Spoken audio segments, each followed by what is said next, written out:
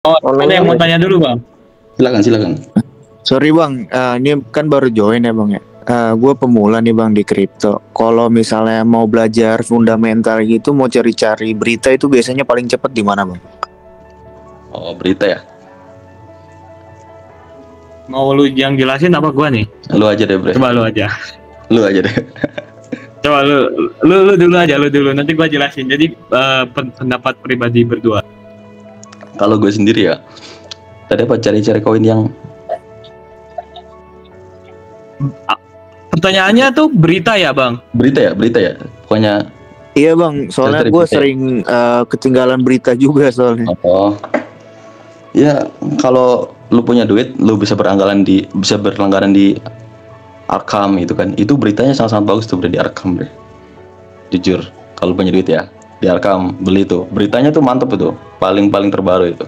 Arkham terus ya di mana? Pokoknya di ini di Fidelity juga bagus itu beritanya itu kan. Pokoknya ada juga proyek-proyek kripto yang menyediakan berita gitu, kayak Arkham dan sejenisnya gitu. Cuman kalau untuk berita, ya mungkin bagi gue nih yang lebih penting kayak apa ya, kayak rapat-rapat pemimpin besar gitu. Itu karena itu yang paling gerakin market gitu. Mungkin berita yang lainnya juga gerakin market, cuman yang paling inti kan kayak data ICP kayak dan lain sebagainya, itu yang paling gerakin market gitu, Bre. Gimana, Bre, itu linknya, Bre? Gue lupa, Bre. Nah, oke. Kalau misalnya itu dari pendapat Bro Ahmad, tapi kalau misalnya pendapat gue pribadi, gue juga setuju. Kalau misalnya kalian mau cari sebuah berita, itu kalian bisa carinya tuh di yang premium lah, Arkham yang kayak gitu. Bagus itu. Nah, tapi ada starter untuk kalian dapat informasi, karena ya di kripto itu ada yang namanya sentimen. Jadi kripto itu tidak masih terpaku lah untuk sama sentimen atau sama berita.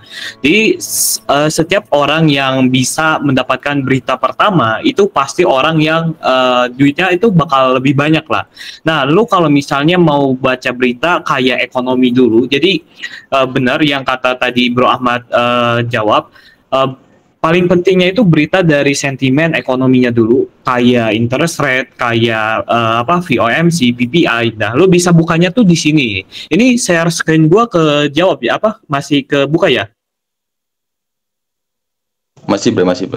Namanya ini lu bisa cari di investing namanya. Ini investing tuh gratis ya, jadi kalian bisa cari berita yang namanya untuk CPI atau ekonomi. Ini kalian bisa carinya di investing. Nah, ini gua akan coba jelasin sedikit tentang investing. Jadi di investing juga ada yang namanya premium, tapi di sini ada investing pro. Tapi ya kalian bisa pakai aja yang gratis. Kalian masuk ke ekonomi calendar. Nah, di sini kalian bisa lihat ini adalah berita di mana. Nah, kalian bisa lihat di sini. Ini adalah berita-berita sebuah negara ini mengeluarkan government-nya gitu. Jadi kayak misalnya kenapa Bitcoin kemarin ngedam itu karena ada berita USD. Ini USD yang kemarin kan NFV kan. Nah, ini NFV-nya kalian juga bisa baca-baca di sini lah.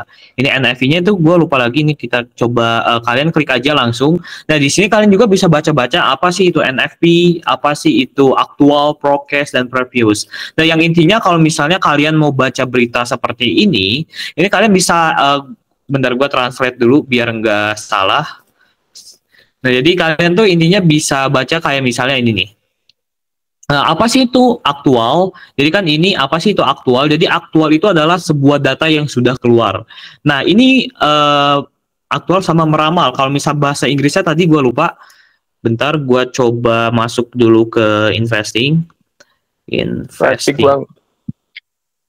Oh ya, predik ya. Nah, ini predik. Jadi ini aktual itu adalah sebuah data yang sudah keluar dan ini prediknya dan ini yang kemarinnya gitu. Nah, jadi kalian bisa baca juga di sini. Non-farm payroll mengukur perubahan jumlah orang yang dipekerjakan selama bulan sebelumnya gitu. Tidak termasuk industri pertanian, pencipta lapangan kerja adalah indikator utama konsumen yang menyumbang sebagian besar kegiatan ekonomi. Terus di sini pembacaan yang tinggi dari perkiraan harus dianggap sebagai positif untuk USD, sementara pembacaan yang lebih rendah dari perkiraan harus dianggap sebagai negatif atau bearish. Nah, jadi gimana? Ini gue akan coba pakai bahasa Inggris lagi, gimana ya? Translate, masih anjing translate.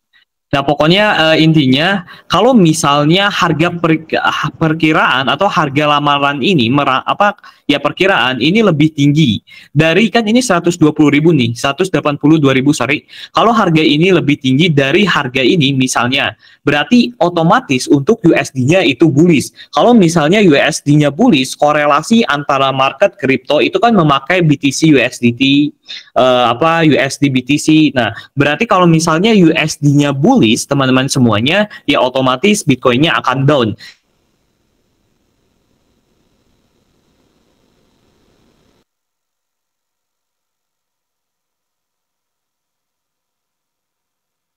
Lebih dari prediksinya atau aktualnya itu lebih gede dari prediksinya, yang otomatis ini bakal bullish, teman-teman.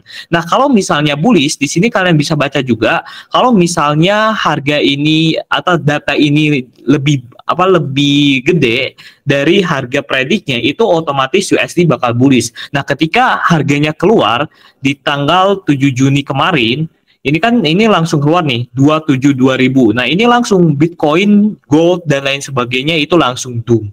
Karena ya datanya menunjukkan seperti ini. Nah, tanpa kecuali kalau misalnya predik ini lebih rendah, misalkan ini 182.000.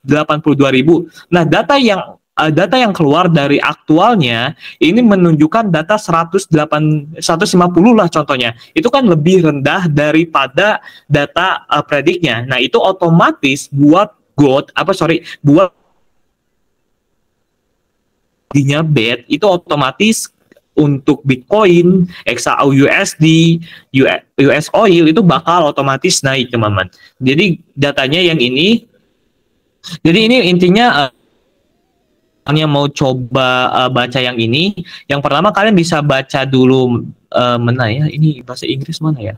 Jadi yang pertama kalian bisa baca dulu di sini. Jadi kalau misalnya harga prediknya ini lebih tinggi daripada harga aktualnya, berarti itu bullish. Jadi kalau misalnya harga prediknya ini lebih rendah daripada harga, jadi harga predik harga ininya benar apa sih namanya ini tuh? Biar gua nggak salah ini, bentar ya. Oke, ini yang kemarin. Nah, sorry. Nah, jadi kalau misalnya harga prediksinya atau perkiraannya ini lebih rendah daripada harga sebelumnya, atau misalnya jadi gini, yang pertama jadi kan ini harga prediknya itu 182.000. Nah, yang keluar datanya ini 272.000. Ya otomatis dari pembacaan yang di sini ini bullish untuk USD. Berarti pair yang Bitcoin, gold itu bakal turun. Nah, kalau misalnya harga yang ini yang prediknya ini, dia ini harga prediknya 182.000, terus harga aktual di sini atau harga harga datanya ini menunjukkan lebih rendah dari harga yang ini. Misalnya di sini harganya ini 150.000 atau enggak 100.000. Nah, otomatis ini bakal bad untuk US dollar. Kalau misalnya US dollarnya bad atau US dollarnya turun, itu otomatis untuk Bitcoin, untuk XAU itu bakal naik. Nah, ini caranya untuk kalian membaca data investing gitu.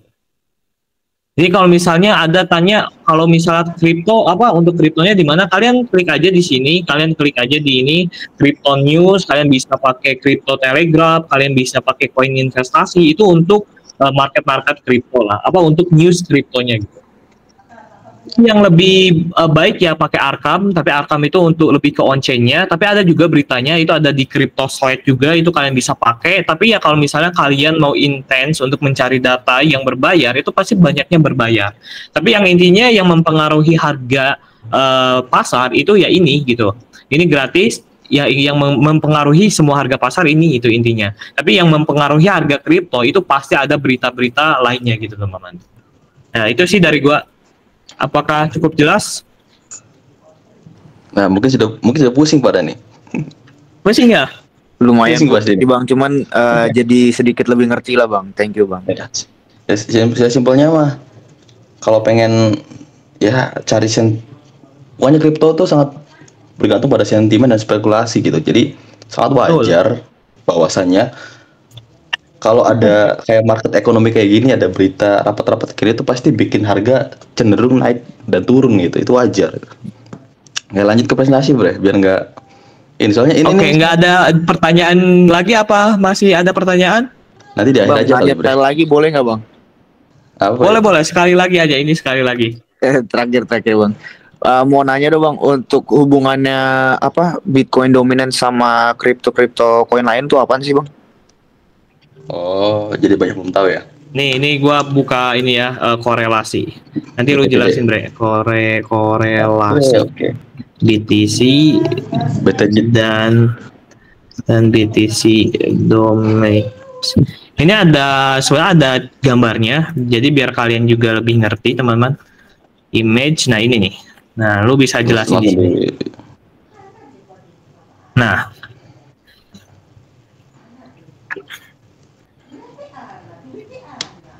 coba boleh jelasin. Oke, korelasi ya.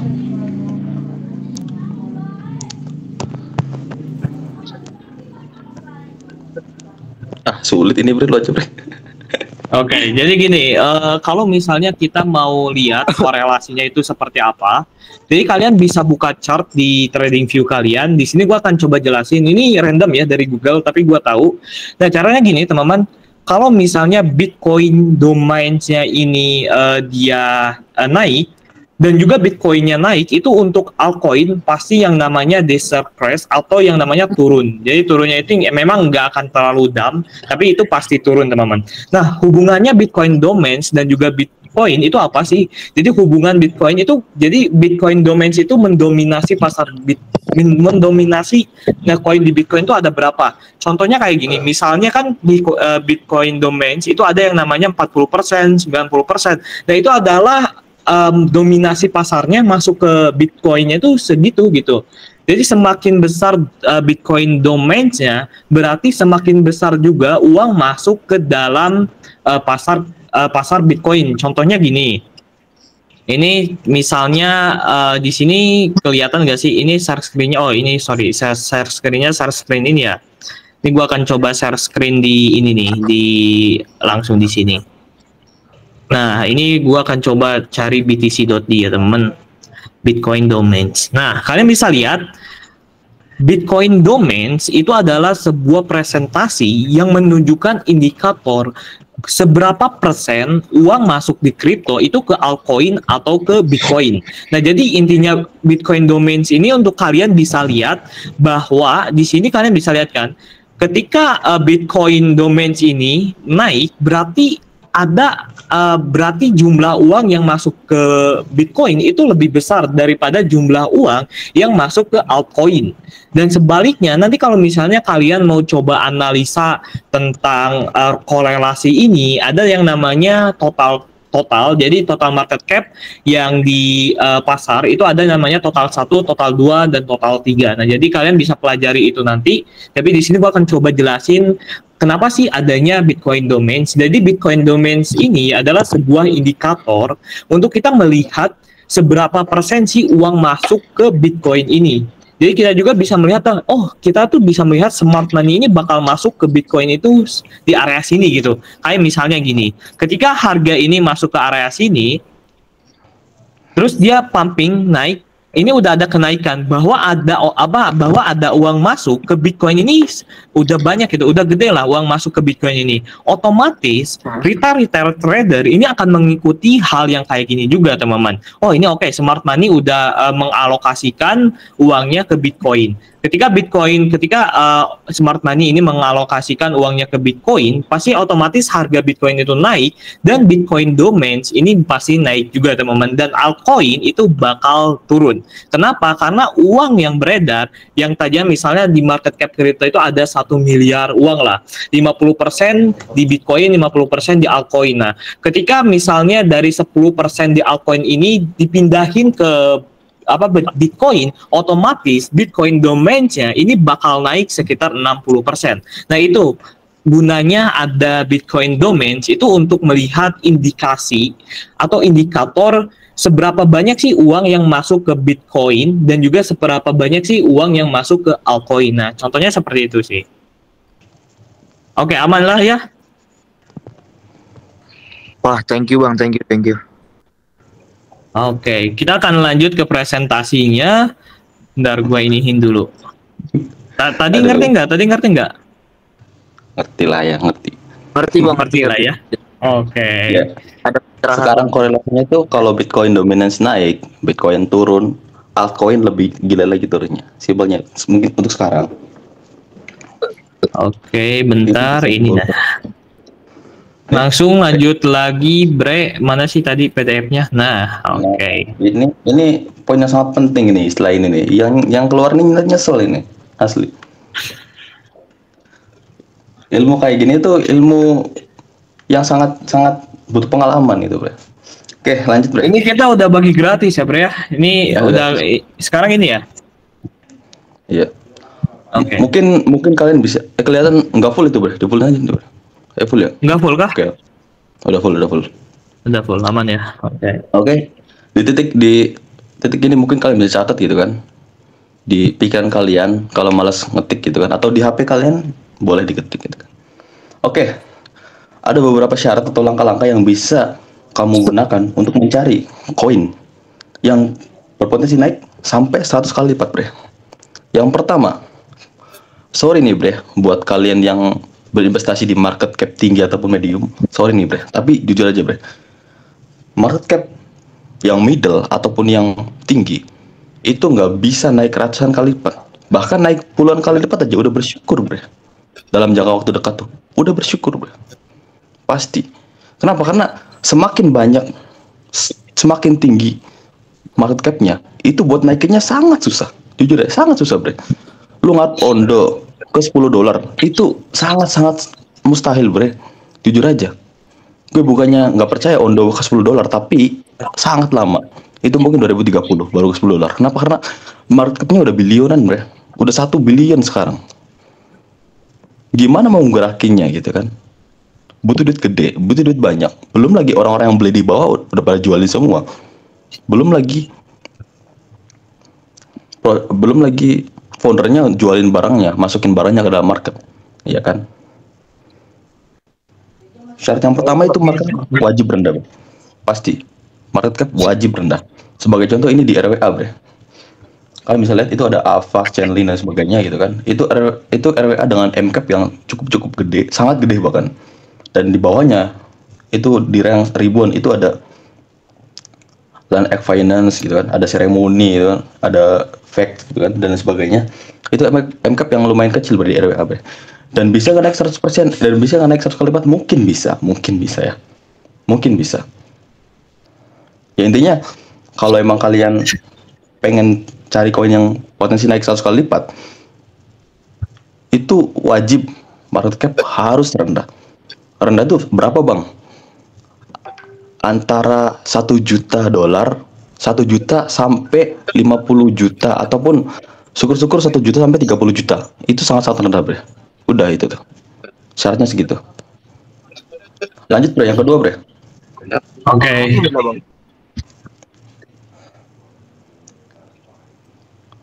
Yang kedua, Bre. Yang lumayan penting. Oke, yang kedua. Supply token, ya. Catat ini baik-baik. Supply token yang keluar harus sedikit banget. Harus 3-10%, syukur-syukur. Kalian ngarep apa gitu kan? Kalau supply-nya udah keluar 90%, 95%, 80%, kalian ngarep koin itu naik 100 kali lipat gitu kan? Mustahil, Bre. Sorry ya, mustahil. Oke. Apalagi supply-nya dibatasi gitu kan? Kan ada tuh kayak koin-koin meme coin yang supply-nya nggak dibatasi tuh. Tapi kalau supply-nya dibatasi, ya ngarep apa, Bre? 10 kali lipat, 100 kali lipat. Sulit, Bre. Bahkan ke 20 kali lipat juga sangat, ya mungkin bisa, tapi lama itu. Sebagai contoh, DeFi ini supply-nya yang keluar baru berapa, Bre? Lihat, Bre. 3% yang keluar di pasaran. Bisa nggak ke $5? Sangat bisa. Kenapa? Karena masih kecil supply-nya. MCAP-nya berapa? Cuma 2 juta. Projectnya apa, Bang? Projectnya social finance sama security. Itu kan. Lanjut, Bre. Oke, Bre. Itu syarat yang kedua ya. Supply-nya harus keluar 3% sampai 10% doang. Yang ketiga, berinvestasi pada sektor. Gue ulangi lagi deh. Kalau pengen dapat return 100 kali lipat, itu jangan berinvestasi dalam narasi. narasi itu buat kalian yang pengen untung dalam waktu 4 bulan, 2 bulan. Itu cepat kalau di sektor narasi, kalau di narasi. Tapi kalau investasi di sektor itu pasti bisa 20 kali lipat, 30 kali lipat, bahkan 100 kali lipat. Contohnya sektor apa aja, Bang? Ada nih contoh sektor nih, kayak layer 1, layer 2, layer 3, web 3, AI, security, privacy, gaming, meme juga termasuk sektor loh. Jangan salah. Meme juga sektor loh. Meme itu sektor, ya. Meme itu bukan narasi, meme itu sektor loh. Karena di bulan apapun dia pasti ada naiknya. Bahkan gila-gilaan naiknya gitu kan. Tuh ya, ingat berinvestasi pada sektor. Di sini udah gue jelasin gitu kan beberapa sektor gitu kan. Memang ada yang lainnya, cuman yang untuk sekarang sektor yang berpotensi itu paling layer 2, web 3, AI, security, privacy, gaming, meme, DeFi. Kalau doain aja ya, DeFi, sektor DeFi ini alias decentralized finance gitu kan, kayak Chainlink gitu kan, ataupun XRP, coin favorit kalian gitu kan, itu bakalan bullish gila-gilaan tuh kalau Trump nggak jadi. Kalau Trump jadi ya kita nggak tahu gitu. Oke, syarat ketiga itu kalian harus berinvestasi pada sektor. Syarat keempat, Bre. Oke, bentar, Bre.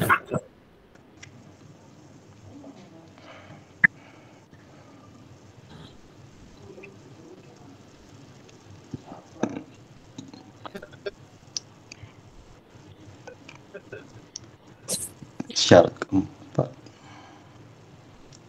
Udah kah, Bre? Udah. Oke, syarat keempat nih. Berinvestasi pada koin yang memiliki banyak investor di dalamnya. Itu wajib itu. Ya, itu wajib itu. Karena gimana ya? Ya mungkin di meme coin bisa di sektor meme coin. Karena nggak ada backersnya, mungkin bisa naik 100 kali lipat bisa di meme coin ya. Tapi kalau di sektor lainnya itu nggak mungkin kalau nggak ada backersnya gitu. Ataupun ya proyeknya digunakan itu bisa naik 100 kali lipat gitu kan. Sebagai contoh, apa aja, Bang, backersnya gede, Bang? Oke, di sini jelas gitu kan. Ada Binance Lab contohnya, ada Pantera Capital, ada Polychain Capital, ada Coinbase Ventures gitu kan. Bro Kalimasada juga pernah bilang gitu kan, kalau kalian pengen, ya kalau kalian emang nggak pengen baca, nggak pengen apa-apa, kalian lihat koin gitu kan, nemu koin, lihat backersnya siapa. Kalau ada Binance Lab sama Coinbase Ventures itu udah pasti naik, beli aja, nggak usah mikir. Gitu. Itu bocorannya ya. Kalau emang kalian nggak pengen mikir, nggak pengen capek-capek, kalian nemu koin, ada Binance Lab, ada Coinbase Ventures, beli aja. Nanti juga naik kok, pasti. Ya, terus ada yang lainnya kayak MXC Pioneer, terus ada Get.io, Venbushi Capital, Three Arrows Capital, Multicoin, OKF Ventures, ada juga Alameda Research, cuma sekarang udah bangkrut gitu kan, dan lain sebagainya. Itu masih banyak backer-backer gede yang lainnya gitu kan. Syarat keempat, kalau pengen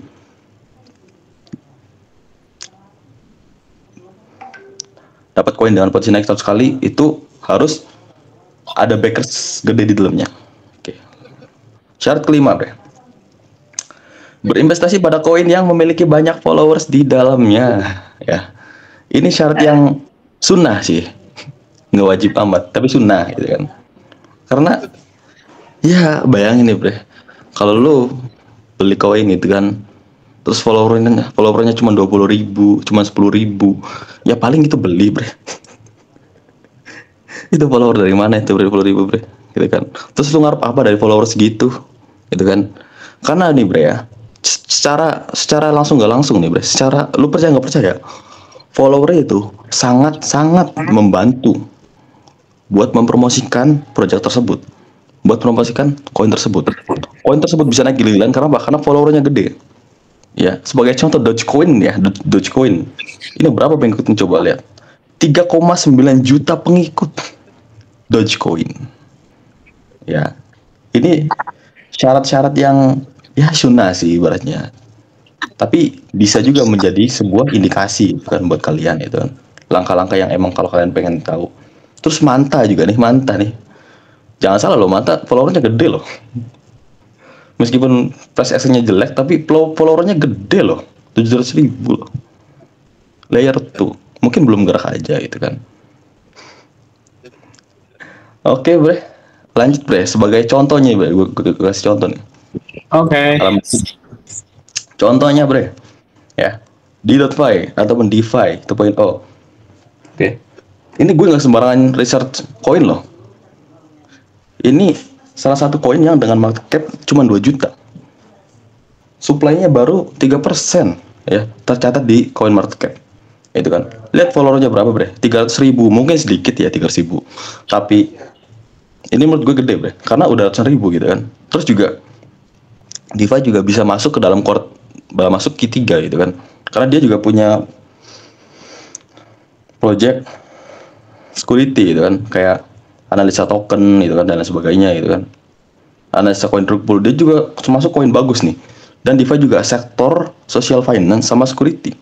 Mungkin di coin market cap ya nggak tercatat security-nya, tapi secara gue lihat DeFi ini lebih security token gitu kan.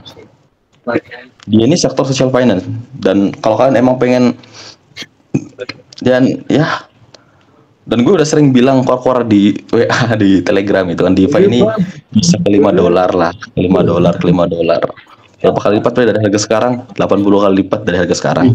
DeFi ini bisa $5. Tanya sama orang WA, sama orang Telegram yang tahu gue tuh share DeFi pasti bisa naik $5. Terlalu keras kepala sih emang. Cuman ya mungkin kalau nggak $5 mungkin ke $2 doang gitu kan. Kita manfaatin hype ini aja, Bre. Hype Barang aja kalau security gitu kan di Q3 gitu. Lanjut, Bre. Dulu, DeFi-nya coba lihat. DeFi ini lanjut DeFi dulu, Bre. Ini udah mulai beberapa syarat gitu kan. Iya. Baca syarat dulu. Syarat yang pertama gitu kan. MCAP kecil. Oke. Market cap-nya kecil, supply-nya baru 3% nih, Bre. Syarat yang kedua udah terpenuhi. Syarat yang ketiga pada sektor nih, dia sektor security sih, cuma belum ada di market cap gitu, belum tercatat gitu kan. Yang keempat, backers-nya gede-gede nih, Bre. Nih, backers-nya gede-gede nih, lo bisa lihat kan, ada OKX Venture gitu kan. Nggak mungkin kan orang ataupun founder OKX gitu kan investasi kepada project yang nggak jelas gitu kan. Ada MXC juga, aplikasi gede-gede itu.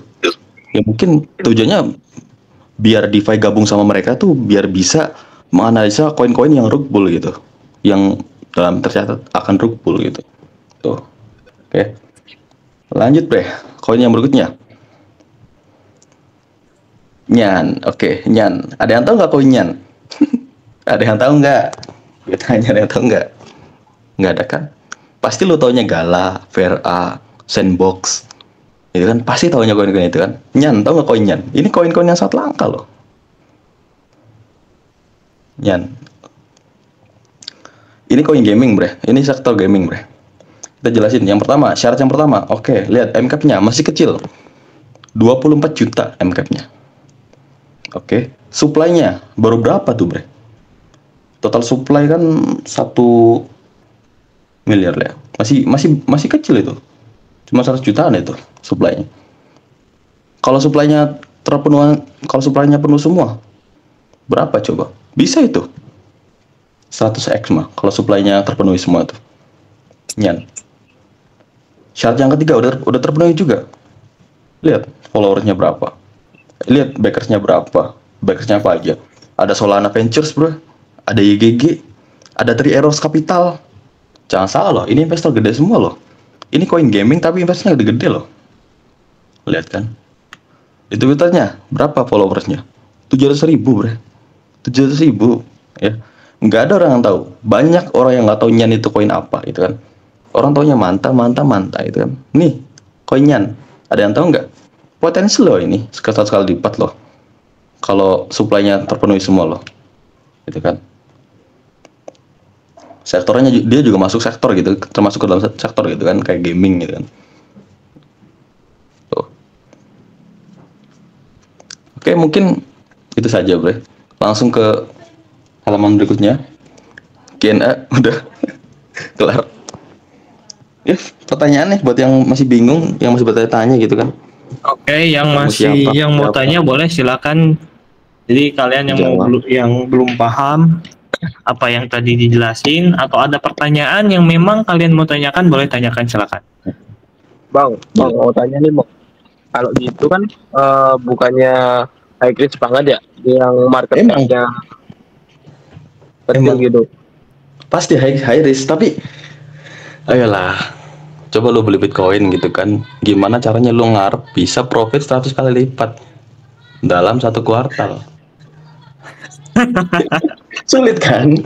Maksud gue ini Iya. Tapi ya gimana ya? ya itu namanya Memang gitu. pasti. Pilihan kita pribadi sih bang ya.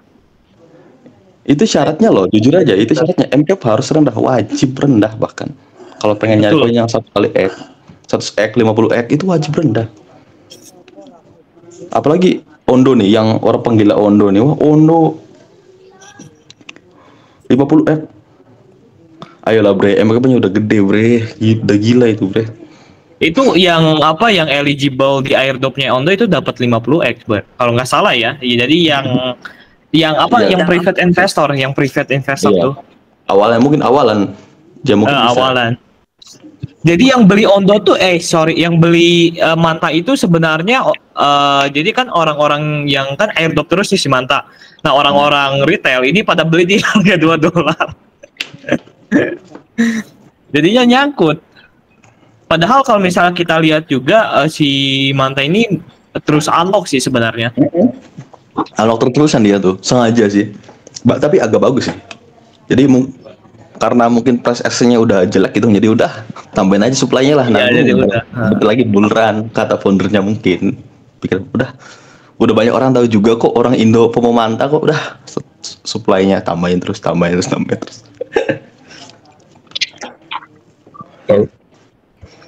Oke. Lanjut. Oke, jadi ini ada yang menanya banyak bre. Di komen lah, nggak apa-apa. Yang malu di komen aja nggak apa-apa. Apakah masih bagus untuk dibeli akumulasi, karena banyak sekali di luar, terutama dari AC seperti Prop Kakak dan Prop lainnya yang merekomendasikan koin AI, terutama Fed, sedangkan infonya koin tersebut akan di listing dari beberapa exchange. Itu gimana bre? Oke. Yang kayak Fed, Agic, Ocean ya. Iya. Memang di listing dari dari exchange. Gitu kan, dari checks gitu kan. Tapi nanti itu diganti sama ASI. Jadi kalau kalian emang udah punya ataupun udah beli di harga yang sangat murah, jauh nggak usah dijual. Nanti digantiin sama ASI. Untuk tahu dapat berapa ASI-nya, pokoknya nih, kalau Fed itu, seingat gue, Fed itu 1:1 sama koin ASI itu. Terus Agic Ocean-nya gue lupa itu. Pokoknya kayak gitulah. Ada, nanti kalian cari aja sendiri. Memang di listing dari checks gitu kan. Tapi digantiin sama ASI gitu kan. Kecuali emang koin-koin yang emang di listing, emang dihapus, kayak koin memes gitu kan. Kayak koin Hex, tau gak koin Hex? Hex itu tuh CBDC tuh. Gue beli tapi aduh, ripple banget. Padahal bagus tuh. Anda. Itu pokoknya itulah bre. Ada lagi? Ini ada yang tanya lagi nih bang. Renjo, ini ada, bentar bang. Cara tahu koin itu bisa naik seberapa tinggi? Bagaimana caranya? Oke. Cara tahu koin itu naik seberapa tinggi gimana? Ya kan tadi udah gue sampaikan gitu kan. Yang pertama syaratnya, koin itu harus sektor gitu kan.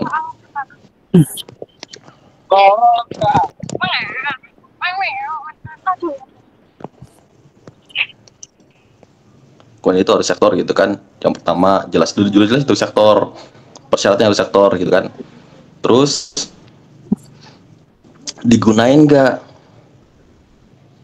Ya digunain nggak produknya gitu kan. Di koin tersebut ada utility-nya nggak gitu kan. Kalau di meme kan emang mereka kan pada penjudi gitu ya bre. Orang yang beli meme koin tuh rata-rata pada FOMO bre. Betul. Mereka tuh nggak lihat utility. Mereka tuh lihat, oh ya koin ini PP naik 50 kali lipat lagi, beli gitu kan. Dogecoin, HTH baru, beli gitu kan. Mereka tuh nggak tahu gitu kan, itu koin meme, nggak ada utility-nya. Tapi kalau Shiba sama Ada. Floki itu ada Shiba utility-nya. emang ada. Shiba Floki emang ada. Cuma kan rata-rata kebanyakan nggak ada gitu kan. Kalian cari dulu deh. Pasti. Meme coin ada utility-nya nggak? Kalau nggak ada ya udah nggak usah dibeli gitu kan. Meme coin kan cuma spekulasi doang gitu kan. Bang, bahas koin CTK, Bang. Bagus nggak buat bulan depan bakal naik berapa persen? Mau akumulasi dari sekarang. Ini Coba. pada pengen price action-nya, Boy. Oh, price action-nya. Oke, boleh. Pasti dong. Oke, ini price action dari gua ya. Gua akan coba lihat dari segi CTK ya. Tapi menurut lu gimana untuk segi projectnya untuk CTK? CTK tuh bagus, Bro, jujur aja, Bro. Fun fact juga nih. Gue bukan gue tuh bukan penyepong DeFi gitu, bukan bukan promosi ke kalian buat DeFi, buat beli DeFi enggak. Tapi maksudnya CTK nih, DeFi ini hampir sama-sama kayak CTK. Pokoknya CTK itu udah Bre, digadang-gadang ya. CTK itu bakalan bakalan jadi apa ya, kayak kerjasama sama Binance Lab gitu kan, sama Binance gitu kan. Kenapa? Karena koin yang mau masuk ke Binance itu harus lewat CTK dulu. Dan kalau kalian pengen tahu ya, proyeknya CTK itu apa? Jadi Sentu ya, gue bilangnya Sentu aja. Sentu itu di dalamnya tuh dia tuh kayak ada kayak nganalisa koin gitu, kayak skor koin dan sebagainya. Pokoknya di situ ada kayak community-nya, ada prosesnya kayak gimana, ada tokennya kayak gimana. Nanti tuh di scan semua sama si Sentu tuh. Rata-rata koin ya harus lewat Sentu dulu, harus lewat CTK dulu kalau mau masuk ke Binance gitu kan. Nah kayaknya gitu. Tapi ya selebihnya emang Sentu lebih ke apa ya, lebih ke privacy. Tapi kayak scanner token gitu, scanner koin. Pokoknya koin yang mau masuk Binance itu harus lewat Sentu dulu. Digadang-gadang mah bagus sih, Sentu bagus. Kalau emang pengen beli sekarang ya boleh. Cuman sekarang udah tinggi ya, Bre? 0,7. Udah ini lagi, udah turun lagi? lagi. Nah, ini sekarang gue mau coba jelasin ya tentang Sentu. Sebenarnya gue tuh udah nge-call Sentu juga di Lama YouTube gue. Kalau misalnya kalian udah tahu, bentar nih, gue lagi cari video Sentu. Jadi kalian yang belum tahu YouTube gue, kalian bisa coba masuk ke YouTube gue. Jadi di YouTube itu gue sering update beberapa koin yang emang potensialnya itu naik. Kalian bisa lihat juga di Telegram gua itu gua udah pin Ondo aja itu kita dapat di 0,2 teman-teman. Ondo aja kita dapat di 0,2. Di sini gua akan coba lihat ke kalian ya. Gua akan coba ngasih ke kalian ya. Jadi gua nggak bacot doang, ini nih gua akan coba lihat nih. Ondo itu kita dapat di sekitar 0,2 dan CTK juga itu sebelum pump 100% itu kita udah dapat juga. Tapi gua akan coba share dulu presentasi. Bentar, mana sih ya share? Windows ya harusnya, Meet Windows Media Player, Wallet Sender. Nah ini nih. Nah ini gua akan coba liatin ya ke kalian ya. Nah oke, ini di sini kalian bisa let's see lah CTK. Coba gua udah bahas kalau nggak salah Sentu CTK itu, bentar. Udah lama sih. Udah lama sih gua nggak bahas so ini gitu. Ini koin, ini koin Front ya. Front juga kemarin naik. Sentu mana ya, Sentu ya? Ada, gua tuh kalau nggak salah ya itu gua pernah bahas Sentu. Kalau nggak di YouTube, gua di private community. Tapi bentar, ada kayaknya. Sentu Project CFX ini juga gua bahas. Kayaknya di tele sih, Bang. Tele ya? Iya. Nah ini kak ya. Oh iya tele ya. Nah jadi gua juga bahas tentang ini. Ini gua dapat Ondo di 0,2, 0,19, 0,15. Nah ini kalian bisa cari yang Ondo ini kan Ondo tuh OTW $1 per koin untuk Ondo. Dan sekarang udah terbukti Ondo $1 nih. Ini kalian bisa lihat juga. Ini gua analisa tuh 4 bulan yang lalu ya. Gua dihujat di sini teman-teman karena ya anjing lah lo nggak ada yang komen gini, lu salah ngomong lah dalam segi apa ya. Nah ini kalian bisa lihat Ondo ya, Ini Ondo 0.22 gua nge-call. Tapi gua banyak di 0.1 kalian bisa lihat karena di sini price action 0.19 sama 0.8 ini Ondo bakal ke area sini dulu baru dia ngepump. Dan ini ada yang komen sebenarnya ke kemarin tuh ini nih diaudit oleh Sertik kok baru dengan apa itu Sertik, karena kalau gua ngomong itu kan gua sering salah kan. Ini banyak yang ini juga lah. Dah gaji Sertik aja dibareng Sertik kan. Tapi ya alhasil Ondo sekarang naik hampir sekitar 700% dari gua call ya teman-teman. Ini lihat ngecallnya aja pas dia belum ada lambang untuk Ondo itu. Aceh itu belum nge-call Ondo Aceh. Itu gue yang kasih tahu. gue tahu Ondo dari Desember loh. Ondo itu mantep lah Ondo tuh. Si TK itu udah pernah gua share kalau nggak salah di Telegram. Bentar ya, gua iniin dulu CryptoPost. Lama loh itu. Satu tahun bergerak itu loh. Koin gila itu. Saduanya lama banget. CryptoPost. Iya, si TK saduanya lama banget nih. Si TK kita akan coba lihat kalau nggak salah pernah nih. Nah, ini nih. No, ini bakal naik ya. Ini si TK udah gua call, ini bakal naik ke area biru ini. 1.7 sama 2.1. Ini potensial harga CTK itu berada di sini. Karena di sini gue lihat juga bahwa CTK itu memang sebuah good project ya teman-teman.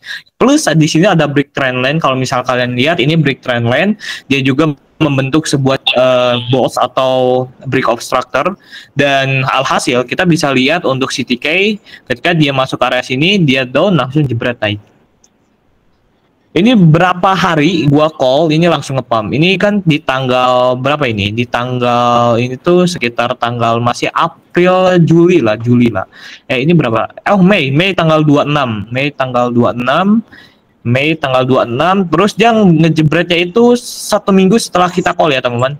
Jebret langsung dia naik akhir bulannya dan udah TP juga lumayan. Ya sekitar berapa ini? Ini sekitar 167% ya teman-teman. Dan sekarang gua mau coba lihat CTK untuk prospektif gua terhadap CTK ke depannya gimana.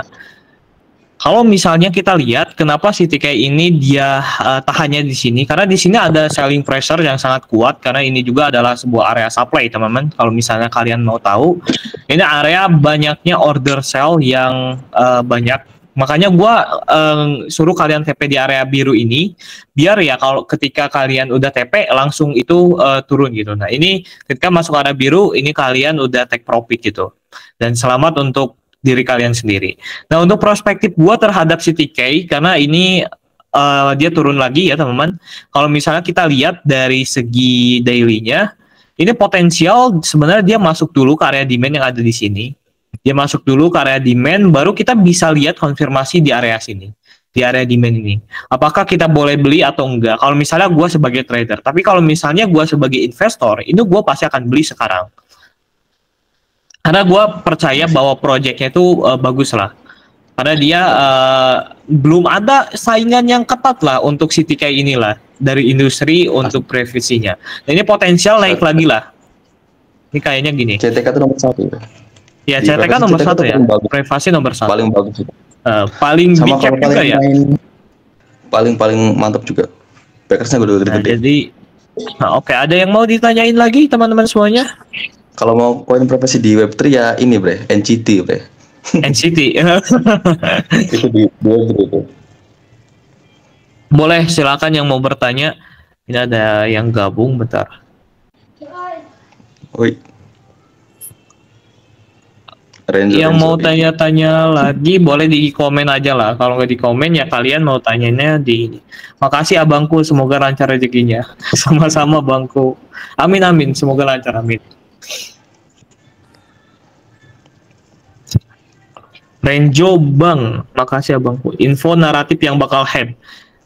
Kalau menurut gue untuk naratif yang bertahan sih sebenarnya nggak akan bertahan untuk tahun ini adalah AI karena ya kita lihat di ChatGPT 4.0 itu kemarin gue beli untuk premium si ChatGPT itu gila banget teman-teman, dia bisa yang namanya coding semuanya lah. Itu gue kemarin minta coding suruh buat aplikasi itu bisa, sama gue buat gambar kan kalau di premium itu bisa buat gambar itu bisa banget teman-teman. Jadi ya video-video gua juga ada yang pakai AI,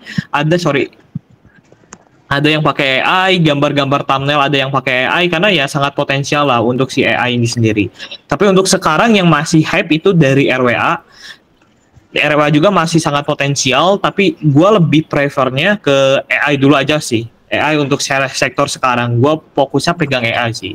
Jadi kalian bebas pegang apa, tapi privasi RWA sama si BDC itu juga bagus. Tapi kalau gue nggak akan coba take resiko yang paling besar karena ya equity gue juga terbatas. Pastinya gue akan coba dipping di satu project atau di satu naratif yang menurut gue percayai gitu. Oke, boleh kalau misal ada yang mau tanya-tanya lagi, gue akan coba mana ya. Jadi kalian yang mau tanya-tanya silakan. Tool buat research coin potensial apa bang? Gimana Bre Ahmad, lu pakai tools apa nih yang buat research paling potensial? Terus apa dulu ini? Riset potensial. Ya, riset coin potensial, mungkin dari segi on-chain-nya, toolsnya apa, mungkin dari fundamentalnya. Ketahui dulu, paling mudah mah ketahui dulu sih bre. Kayak projectnya dipakai. Ketahui dulu koinnya ya Bre ya? Iya. Simple. Betul. Oh, dipakai atau enggak, terus gimana papernya itu dibaca semua itu. Karena sebenarnya untuk nyari koin potensial jujur sangat sulit bre. Kayak dulu tuh gampang banget. Lu beli apa kayak beli pasti naik. Sekarang beda bre. Wales sudah Iya, betul. main sulit ya. Iya gampang yang ada aja deh. Cuman kalau emang pengen nyari status X ya MK wajib rendah. Tapi kalau misalnya untuk tool sendiri, gua tuh coba pakai Arkham untuk on-chain-nya. Jadi lu juga bisa lihat Wales yang pakai apa yang namanya tuh yang transfer uang kemana itu lu bisa pakai Arkham lah. Jadi lu banyak sih sebenarnya toolsnya itu banyak. Jadi lu nggak bisa satu baku terhadap satu tools. Jadi banyak juga toolsnya yang lu harus pakai. Tapi ya yang intinya lu pakai CMC atau Coin Market Cap itu udah paling lengkap lah sebenarnya untuk Coin Market Cap. Kalau lu tahu CMC ya, Coin Market Cap atau enggak Coin Gecko. Kalau lu tahu cara pakainya itu udah paling lengkap menurut gua untuk si tool CMC itu.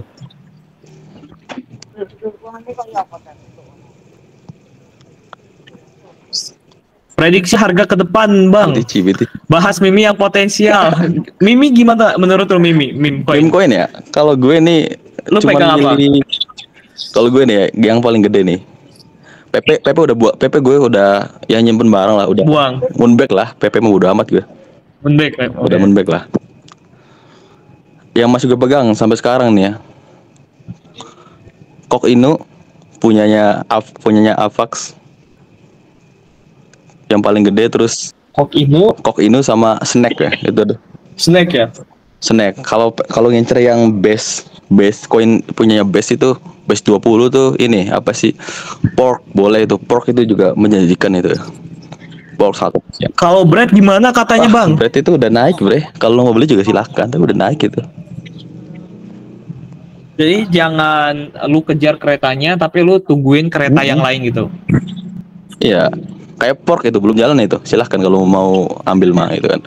Syukur-syukur dapat di 0,0001 1.400 gitu kan. Sekarang masih 1.700 tau gue mah, atau 1.600. Pork gimana tuh? Pork gimana Bang? Pork bomnya gimana Bang? Ini banyak penjudi di meme coin ini. Ya kalau saran gue sih, kalau emang lu main meme coin sih, cari yang lagi hype-nya bre, kayak kodok ya lu beli kok yang kodok aja gitu, yang katak lu beli gitu kan. Atau lagi hype-nya anjingnya lu beli koin anjing gitu juga. Simpelnya kalau pengen ikut meme coin kayak gitu sih. Ini ada yang mau tanya dari Tera Savakara, boleh? Ini udah angkat tangan, ini gimana sih caranya ini? Sampai kapan? Apakah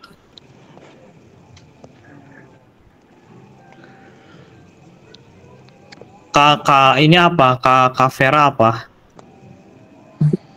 Katera Savakara.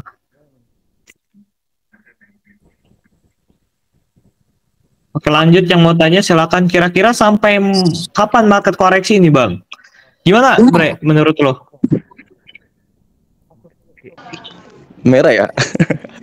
Orang-orang tuh gimana ya, Bre? Pada pengen Range bang. nggak tahu, Bre, nggak ada yang tahu kok sampai kapan merah. Yang jelas untuk sekarang nih ya, untuk sekarang ya mungkin tanggal 10 itu udah mending, itu udah recovery lagi tuh. Karena jujur kalau emang masih dimainin harganya mah bakal merah terus bang sampai tanggal 12 data CPI keluar. Kalau ini gimana untuk range bang katanya? Apa tuh? Renzo apa itu? Iya Renzo, gimana Renzo bang perspektifnya menurut lo dari fundamentalnya? Fundamentalnya ya bisa sih 3x mah. Cuman 3x. bisa 3x. Cuman menurut gue apa nggak kebanyakan kok ini tuh di RWA gitu. Gitu sih. Tapi kalau emang lu mau di narasi mah ya silahkan masukin aja. Pokoknya ikutin aja deh orang-orang yang punya banyak duit deh. Karena pasti nguntungin gitu kan. Meskipun Manta turun udah beli aja Manta gitu kan. Kalau lu karena itu sektor layer tuh. Res bagus kok Res. Yang jelas nih kalian nih apa ya guys ya? Jangan pokoknya nih kalau emang kalian punya conviction yang tinggi gitu kan. Gimana caranya bang? Lihat aja PDF-nya tadi udah gue bagiin di WA. Kalian dalamin dulu apa koinnya, kenalan dulu dan lain sebagainya. Kalian dalamin pokoknya. Kalau udah tahu, beli koinnya, hapus aplikasinya, udah. Sesimpel itu hidup, ya. Oh ya, gue mau nambahin nih. Kan tadi yang nanya bang kapan altcoin season atau enggak, kapan sih bang merah udah apa saatnya gimana beli kan, kapan sih sampai kapan market koreksi ini nih. Ini gue akan coba ngasih tahu ke kalian, ini analisa gue pribadi. Yang pertama kalian bisa lihat di sini, ini gue akan share screen dulu. Ini ilmu mahal, ini sebenarnya ilmu mahal, jadi kalian bisa mungkin bagikan juga lah ke teman-teman kalian ilmunya nih. Kalian bisa lihat ini ada yang namanya altcoin hype cycle. Ini gue akan coba jelasin. Altcoin season is coming, teman-teman. Sekarang kita berada di namanya kuartal 2. Di sini ada yang namanya altcoin hype cycle ya, teman-teman. Jadi ini adalah sebuah indikator yang sangat gue percaya juga dan sangat gue rekomendasiin juga. Jadi kalian bisa screenshot aja. Ini cara gua mendapat keuntungan. Yang pertama, kalian bisa bui sekarang. Jadi akumulasi di bulan Juni ini adalah fasenya akumulasi untuk market, teman-teman. Jadi kalian bisa beli aja di sini. Ini ketika harga ini udah di bulan Juli, kalian baru sell, teman-teman. Jadi kalian juga sebenarnya indikator ini nggak bisa satu indikator yang kalian taking. Jadi kalian juga harus lihat dari altcoin and Bitcoin indikator. Terus satu kalian bisa lihat juga dari rainbow chartnya. Tapi yang gua suka ini dari sini ya ini simple aja. Jadi di sini sekarang itu adalah point of maximum financial opportunity-nya dari altcoin. Jadi di sini adalah low-nya. Ini low-nya ini sekitar bulan Mei sama bulan Juni. Nah ini sekarang berada di bulan Juni. Nah nanti ketika altcoin udah udah coming atau emang udah mulai, kalian bisa jual di bulan Juli, teman-teman. Ini kalian bisa jual di bulan Juli. Nah nanti kalian beli lagi altcoin pas Q3, pas marketnya turun lagi, nanti kalian jual lagi di bulan Oktober dan seterusnya. Ini market cycle yang memang sudah di backtest sama banyak city atau community Twitter di Twitter ya, kalian bisa lihat juga di X. Ini jadi gue dapat dari orang luar ya teman-teman. Jadi ini ya memang sangat potensial untuk yang namanya indikator altcoin bakal season gitu. Tapi harus kalian tahu juga bahwa ini hanyalah sebuah indikator dan juga yang mungkin saja belum terjadi atau mungkin saja tidak terjadi. Yang namanya indikator itu adalah kita memprediksi apa yang memang kita belum tahu gitu. Jadi ya kalian bisa pakai indikator ini yang gua pakai. Jadi kalau misalnya gua lihat alt season ini bakal coming atau enggaknya, itu yang pertama gua pasti lihat altcoin hype cycle-nya. Jadi ya ini indikator hype untuk altcoin-nya. Yang kedua gua pakai alt season index. itu pasti penting. Dan yang ketiga gue pakai Bitcoin Rainbow Chart-nya gitu. Sama ada sih on-chain analisa untuk dari segi volumenya. Itu dari gue untuk untuk altcoin. Nah, jadi ada yang mau tanya lagi, silakan sebelum kita sebelum kita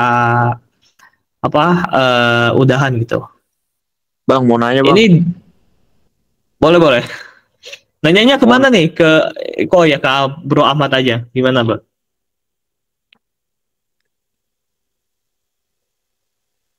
Mau nanya Gimana, lu, Bro? Boleh. mau nanya tentang tolong jelasin dikit dong bang tentang layer 1, layer 2 sama layer 3 sama Bakers itu apa sih bang? Layer 3 memang ada ya? Coba Bro Ahmad. Sorry, layer 1, layer 2-nya aja. Bro Ahmad gimana? Lu mau jelasin nggak?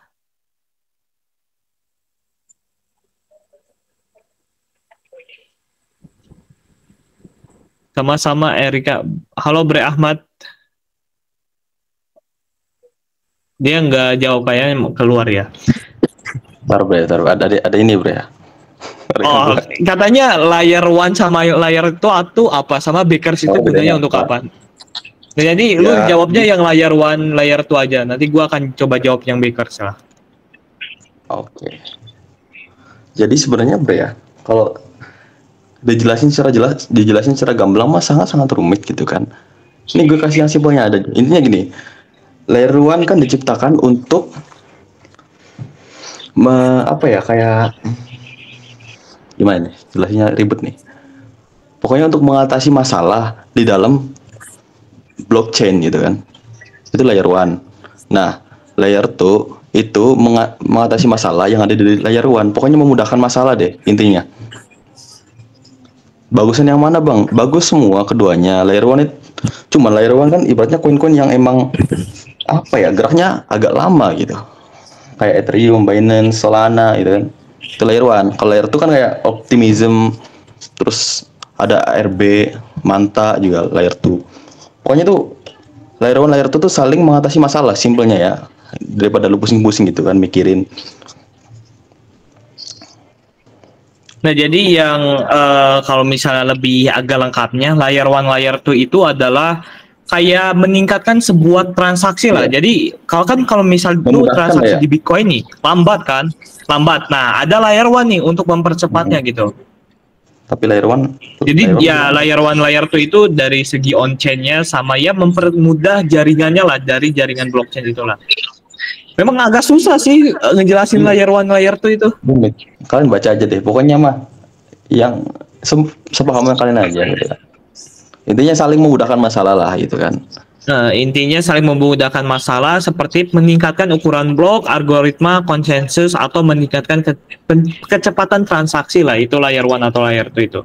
Jadi buat kecepatan transaksi doang sih.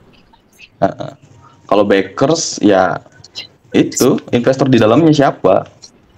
Kalau Bakers itu gunanya buat apa bro? Itu yang pertanyaan dia. Oh, sangat-sangat berguna bro. Sangat-sangat berguna. Ingat ya, mungkin bagi kalian wah Bakers nggak penting bang, Bakers nggak penting ya, mungkin ada bagi penyepong meme coin mungkin, karena meme coin kebanyakan nggak ada Bakers sih. Itu rata-rata ya cuman koin yang buat bercandaan doang gitu kan. Kayak kemarin tuh koin Didit tuh. Lu tahu nggak foundernya dari Didit itu cuan dari 2M itu? Iya, ngeri itu bocil itu. Aduh, masih. Enggak sih itu dia hoki gara-gara viral itu bang, asli bang. Iya. Nah, duitmu haram nah, duitmu haram nah itu nak kasihan banyak yang hilang gara-gara Didit. Apalagi yang Gojali.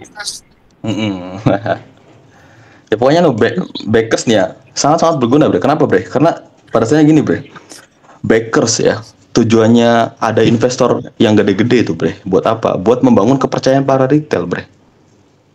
Ya coba aja nih, lu pilih nih antara koin A sama koin B. Nah, koin A ini Bakersnya ibaratkan cuman 3 itu biasa aja gitu kan. 3 biasa aja. Itu koin ya kayak backersnya biasa aja gitu. Tapi yang koin B itu backersnya cuma 1. Tapi Binance Lab.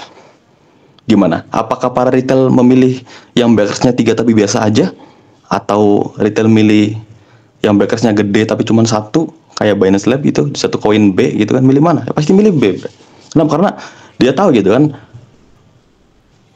Binance Lab itu nggak mungkin kayak dia tuh nyari-nyari koin sembarang gitu. Dia nggak mungkin kayak invest sembarangan. Dia backers juga, dia tuh pasti riset gitu.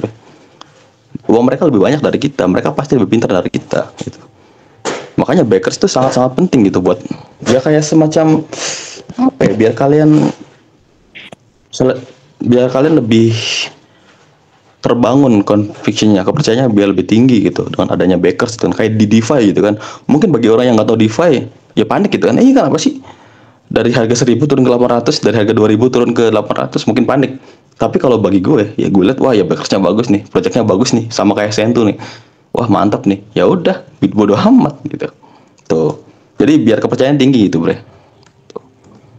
Untuk membangun kepercayaan retail lah tujuannya ada backers itu.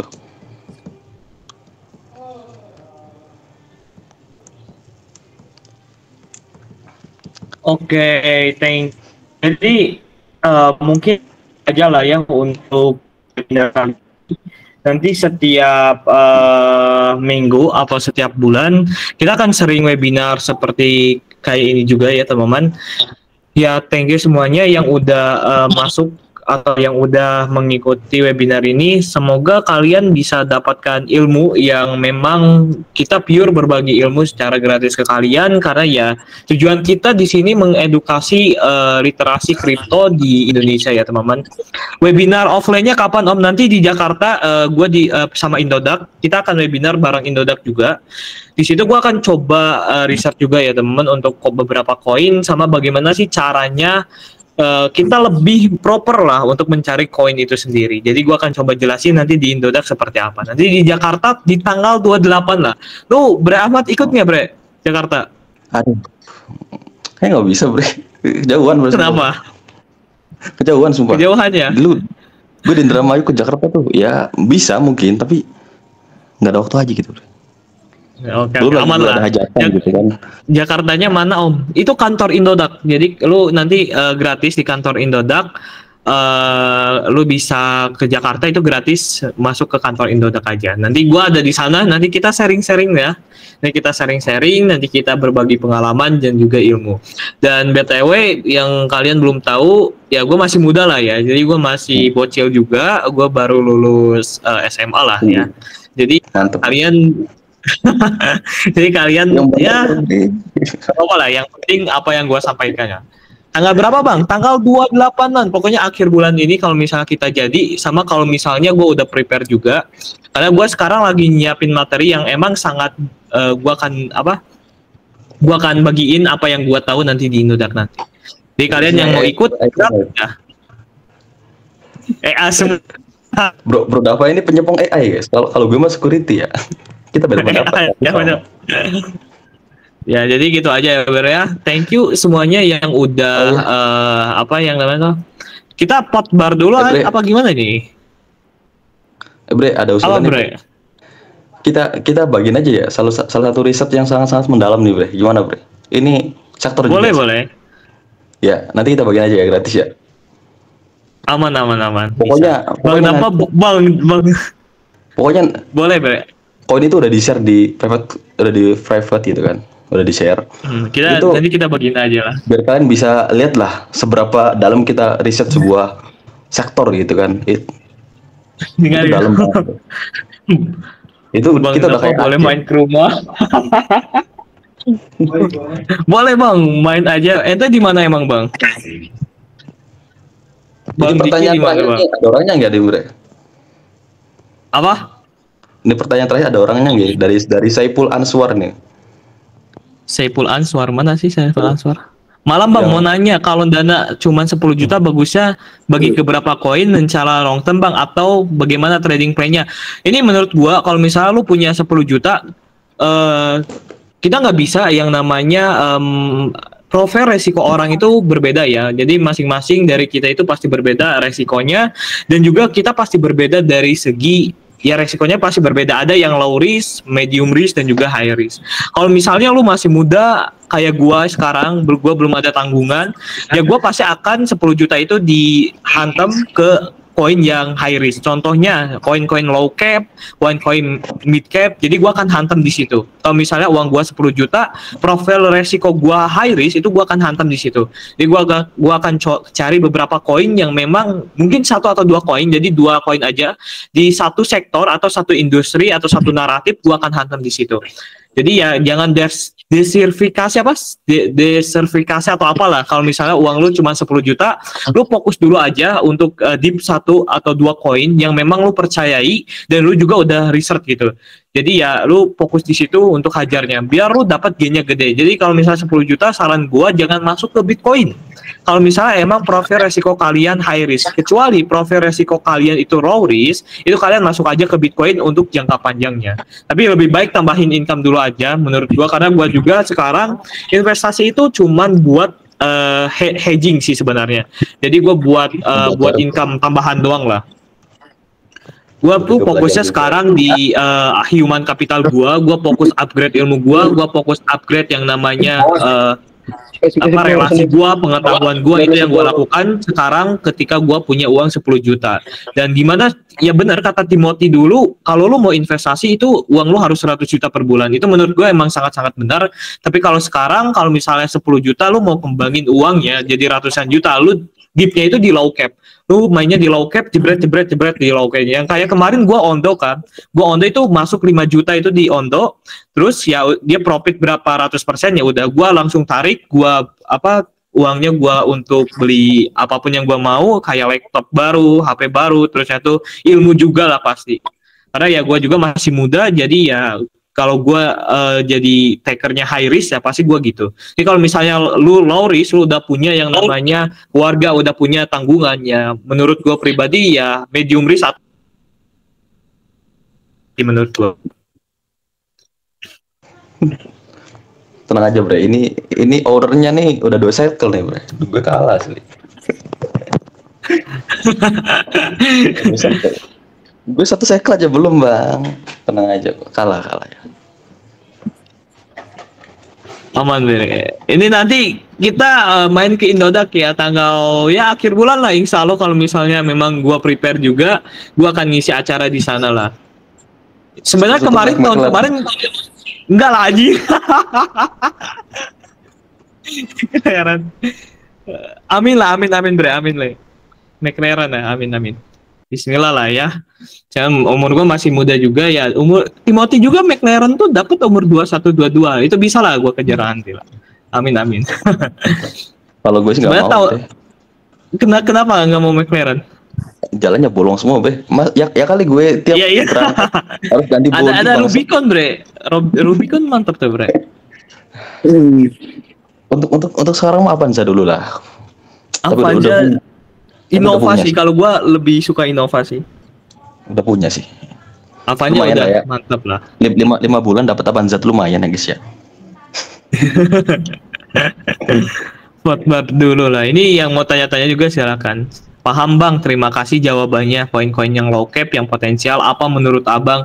AI sih, narasinya AI. Sebenarnya gue bukan manajer investasi atau finansial apa ya. Gue cuman sharing pengalaman pribadi gue. Ya, yang menurut gue yang potensial AI, terus satu security dan juga DeFi itu sangat potensial. Jadi ya itu terserah kalian untuk koinnya. Nanti kan gue udah riset juga di PDF, jadi kalian bisa baca-baca juga di situ. Jadi ya koin yang kita research itu kalian tuh wajib yang namanya riset ulang juga. Jadi jangan jadikan acuan, oh gua riset koin ini jadi kalian langsung beli, itu jangan dijadikan acuan gitu. Jadi kalian wajib riset juga lah pokoknya. Bang Dapo boleh main ke rumah Karawang, Bang. Dapo boleh main. Boleh. Jangan panggil Bang, Dapo aja. Sebenarnya gue tuh orangnya pemalu, bre. Gue nggak mau muncul muka di sini ya gara-gara Indodax sebenarnya, jadi ya gue harus muncul muka juga ya. Ini sekalian latihan juga sebenarnya untuk gue. Apakah gue emang lebih prepare untuk muncul muka seperti ini atau enggak gitu. Nanti nextnya kalau misalnya memang gue visi gue memang kalau misalnya gue nggak malu pasti gue muncul muka lah gitu. Nanti gue akan coba terus edukasi. Amin. DeFi 85x DeFi ini. Lumayan bre, dapat Pajero bre kalau bener. Mantap. Ya, yang tadi sih kalau misalnya gue punya 10 juta, kalau kemarin juga gue udah punya ya berapa puluh juta, gue fokusnya di ilmu dulu, gue hedgingnya di sana. Kadang ya kalau misalnya income lu masih kecil ya lu fokusnya create income dulu. Jadi ya kalau misalnya yang gue tahu itu kan ada yang namanya human capital dan juga financial capital. Jadi kalau misalnya income lu masih kecil kayak gue sekarang ya lu fokusnya aja di human capital gitu. Jadi jangan ke financial capital, kecuali kalau misalnya lu memang udah punya uang yang besar baru lu masuk ke financial capital. Itu menurut gue pribadi. Bre, ini gue mau ngomong sama orang nih. Guys, menurut kalian gimana guys? Minggu depan ya, mungkin minggu depan atau 2 minggu ke depan ya bre. Menurut kalian kita nih bagusnya nyampein apa aja guys? Kayak sekarang kan mungkin fundamental. Ya gitu, itu boleh tuh. Gitu. Kalian request aja deh di komen. Nanti kalau bagus kita dalemin, kita presentasiin gitu kan. Kalau misalnya kalian mau ini lanjut kuliah nggak bang, berarti tahun kemarin tuh gue udah mau lanjut, tapi gini, gue itu kan ada bisnis, jadi gue nggak bisa manage kalau misalnya gue kuliah. Tapi memang gue akan coba kuliah mungkin tahun depan kalau misalnya gue prepare juga. Kalau sekarang itu gue udah nggak ada waktu buat kuliah, buat main-main, gue buat nongkrong itu gue udah nggak ada waktu. Shit fuck lah itu di situ. Jadi gue fokusnya sekarang ya gue trading, gimana caranya gue berkembang. Sama satu sih, kenapa gue nggak lanjut kuliah, gimana caranya dapat McLaren, udah itu aja. Udah kecuci otak nih sama situ waktu. Tapi kuliah penting. Tapi kalau misalnya untuk gua saat ini ya gua belum prepare dulu untuk kuliah karena masih banyak urusan dari guanya. Tapi kuliah lah kalau kalian punya. Ya kalau kalian punya dana sama kalian nggak kerja, ya kalian kuliah aja. Ya karena gua di set untuk kerja. Gue juga bukan, ya gue biasa aja lah. Jadi ya gue harus gini lah. Kuliah lah. Back altcoinnya. Syukur kuliah sambil trading lah gitu kan. Nah itu bisa lah. Nanti kalau misal timnya udah prepare dari CryptoPost, gue kuliah. Kalian gak usah demo-demo gak jelas lah, oke? Iya. Belajar aja. Gak usah demo-demo gak jelas. Nanti gue diserang nih bre. Rate-nya altcoin yang naik ribuan persen di bulan nanti ribuan persen. Tadi udah fundamentalnya, padahal kan bisa cari sendiri loh. Iya, di sini gue bukan mau ngasih di webinar itu bukan mau ngasih koin yang naik. Di sini gue mau ngasih caranya, bre. Di sini kita mau ngasih caranya. Jadi kalau kalian mau membantu seseorang, jangan bantu pakai beras, bantu pakai nasi, tapi bantulah gimana caranya nanam padi gitu. Itu yang gue anut sih prinsipnya. Ya kalian pakai ilmu yang tadi udah kita share itu pasti itu. Halo, oke.